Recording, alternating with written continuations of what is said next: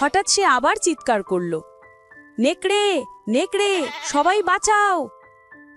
গ্রামবাসীরা দৌড়ে এসে দেখল আবারও কোনো নেকড়ে নেই। সবাই এবার খুব রেগে গেল।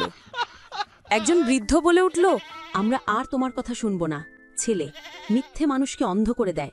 একদিন বিপদে পড়বে, তখন কেউ আর তোমাকে শুনবে না। নীরব শুধু হাসল ধরা গলায়, আরে এটা তো শুধু মজা। কিন্তু সে বুঝতে পারেনি এই মজা তার জীবনে কি বিপদ ডেকে আনবে। এক রাতে আকাশে চাঁদ আধো আলো ছড়াচ্ছে, পাহাড়ি হাওয়া শোঁ শোঁ শব্দ করছে, আর তখনই ঝোপের ভেতর থেকে উঠে এলো সত্যিকারের নেকড়ে। তার চোখ জ্বলজ্বল করছে, দাঁত বের হয়ে হুঙ্কার। ভেড়ার দল ছুটে পালাচ্ছে, একটার পর একটা পড়ে যাচ্ছে।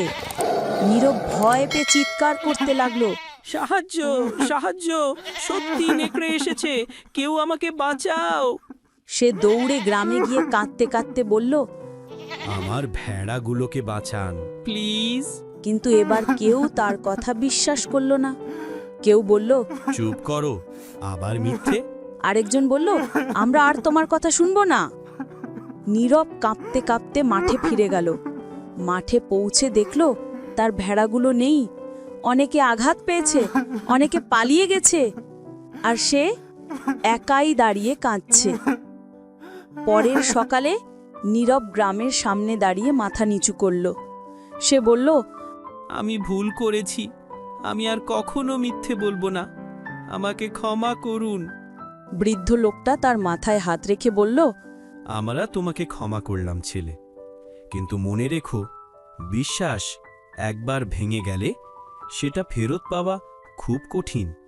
আর সেই দিন থেকে নীরব সত্য কথা ছাড়া আর কিছুই বলেনি। তো বন্ধুরা, এই গল্প থেকেও তোমরা কি শিখলে? যখন তুমি সত্য বলো, তুমি মানুষকে পাশে পাবে, কিন্তু যখন তুমি মিথ্যে বলো, একদিন তুমি একা হয়ে যাবে।